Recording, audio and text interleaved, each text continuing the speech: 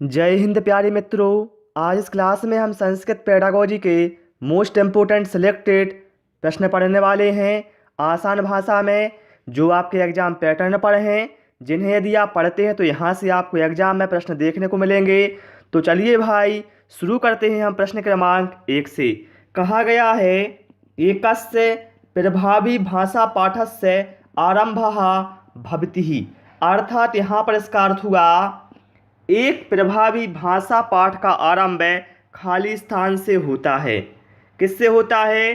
कहा गया है पाठस्य पाठ सामग्र्यः प्रस्तुति द्वारा, मतलब पाठ सामग्री की प्रस्तुति द्वारा, या फिर मनोरंजक गतिविधियों को अनुस्मरण और अभिप्रेरणा के द्वारा, श्यामपट पर लेखन के द्वारा, और ऑप्शन डी में कहा गया है पाठस्य अधिगमनात्मक उद्देश्य नाम सूची निर्माणेन, अर्थात पाठ की अधिगमनात्मक उद्देश्यों की सूची निर्माण से।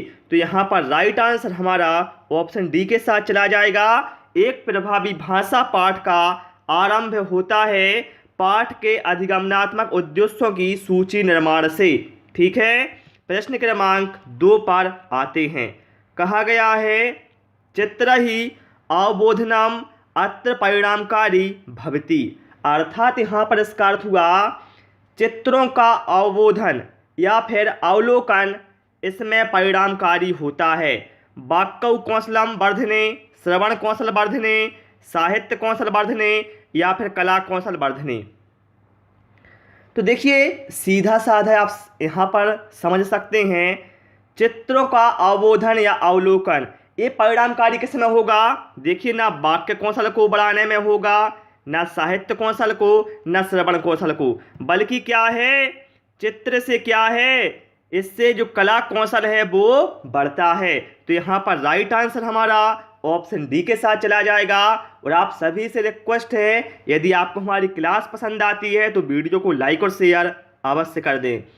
प्रश्न क्रमांक 3 कहा गया है व्यापक मूल्यांकनम नाम, अर्थात यहाँ पर इसका अर्थ हुआ व्यापक मूल्यांकन नाम है। बताएं आप लोग व्यापक मूल्यांकन किसका नाम है? विद्या विषयाकलनम, मतलब विद्या विषयों का आकलन का नहीं, बल्कि ऑप्शन बी में कहा गया है शैक्षणिक सह शैक्षणिक क्षेत्रेषु आकलनम, अर्थात यहाँ पर इसका अर्थ हुआ शैक्षणिक तथा सह शैक्षणिक क्षेत्रों के आकलन। ठीक है, ध्यान रखना शैक्षणिक और सह शैक्षणिक क्षेत्रों का आकलन ही व्यापक मूल्यांकन कहलाता है। तो यहाँ पर राइट आंसर भैया हमारा ऑप्शन बी के साथ चला जाएगा। प्रश्न क्रमांक 4 पर आते हैं। कहा गया है पठन पूर्व कार्योद्देशः, अर्थात यहाँ पर इसका अर्थ हुआ पठन पूर्व कार्य का उद्देश्य है। पठन पूर्व कार्य का उद्देश्य क्या होता है? बताएं आप लोग।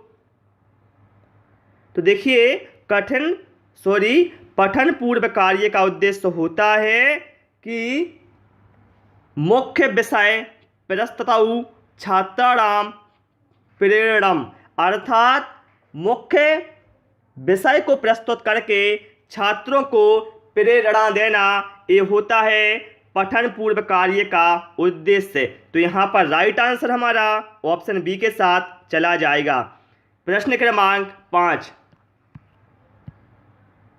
कहा गया है व्याकरण बोधनस्य उपयोगः, बता यहाँ पर इसका अर्थ क्या हो जाएगा? यहाँ पर इसका अर्थ हो जाएगा व्याकरण के बोध, मतलब व्याकरण के ज्ञान का उपयोग। बताएं आप लोग व्याकरण के ज्ञान का जो उपयोग है वो किस में होता है? कहा गया है निर्गलल भाषण शक्तत्व अभिवर्धनम, साक्षरता अभिवर्धनम, संख्या वृद्धि, या फिर यथार्थता भी वर्धनम। तो देखिए सीधा साधा लॉजिक है भैया, जो व्याकरण बोध का या व्याकरण के ज्ञान का उपयोग है वो होता है यथार्थता को बढ़ाने में। यथार्थता का मतलब होता है शुद्धता। क्या होता है? यथार्थता अभिवर्धना, मतलब यथार्थता को बढ़ाने में। यथार्थता का मतलब होता है शुद्धता। ठीक है, चलिए प्रश्न क्रमांक 6 पर आते हैं। कहा गया है सम मिश्र शक्ति मत्स्य समूहा अस्मिन् समानो भवति। अर्थात यहाँ पर इसका अर्थ हुआ साथियों कि सम्मिश्रित शक्तियों का समूह है इसके समान होता है। किसके समान होता है? ज्ञान कौशल, आर्थिक स्तर या फिर सामाजिक स्तर। तो साथियों जो सम्मिश्रित शक्ति का समूह है वो सामाजिक स्तर के समान होता है। क्यों होता है? देखिए इसलिए होता है क्योंकि सामाजिक स्तर में समग्र शक्तियों का मिश्रण होता है। सामाजिक स्तर में हर क्षेत्र के विषय का ज्ञान होता है। अतः हम कह सकते हैं सम्मिश्रित शक्ति समूह है सामाजिक स्तरे मतलब सामाजिक स्तर के समान होता है। चलिए प्रश्न क्रमांक 7 पर आते हैं। कहा गया है शिक्षकः छात्राणां शारीरकं दंडनं न कुर्युः यतः। अर्थात यहाँ पर इसका अर्थ हुआ शिक्षकों के द्वारा छात्रों को शारीरिक दंड नहीं देना चाहिए। क्यों नहीं देना चाहिए बताएं आप लोग? शिक्षकों को छात्रों को शारीरिक दंड नहीं देना चाहिए। क्यों नहीं देना चाहिए? क्योंकि इससे क्या होता है सा छात्रेषु मनोभारम भयम चोत्पादयति। अर्थात यहाँ पर इसका अर्थ हुआ छात्रों के मनोभार में भय उत्पन्न हो जाता है, जिससे क्या होगा साथियों छात्रों के अधिगमन में विपरीत प्रभाव पड़ेगा। इसलिए शिक्षकों को छात्रों को दंड नहीं देना चाहिए। ठीक है, चलिए प्रश्न क्रमांक 8 पर आते हैं। कहा गया है क्या कहा गया भैया? यहाँ कहा गया है छात्राणां लेखन कौशलानां संशोधनार्थं निम्नलिखितेषु कः उपायः न समीचीनः।